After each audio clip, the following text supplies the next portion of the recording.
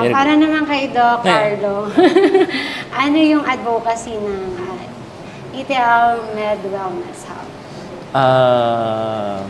Advocacy namin is maging readily available, no, yung health and wellness, no, lalo na sa mga kababayan natin na walang pera, walang pambili ng mga gamot through herbal at saka natural. Tsaka nabanggit sa akin ni Doc na parang sa Manila 8,000 yung therapy pero sa inyo that's 1,500 Opo, lang. hindi na po ako nagtaas kasi hindi nakakayanin po ng pasyente. Lalo na estudyante, wala pang income, papasok sa clinic, magsasabi, Dok, letter S na yung likod ko, nakakaawa din po. So, yan, binibigyan natin ng discount. And vision ko po, maging available siya sa hindi lang naman sa Pilipinas po, then sa sa ibang bansa din, na maging aware tayo na hindi lang ito yung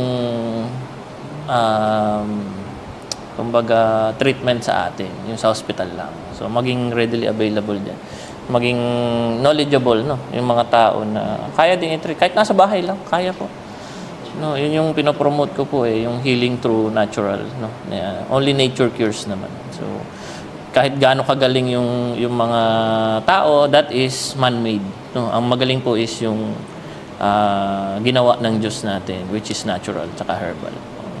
So, ang ganda na advocacy ni Doc Carlo. Talaga namang kaya tumatagal yung tumagal ng 8 years ang ETL Med and Wellness. Kasi kapag wala ka talagang advocacy or parang vision or mission sa pagbi-business, hindi talaga lumalago.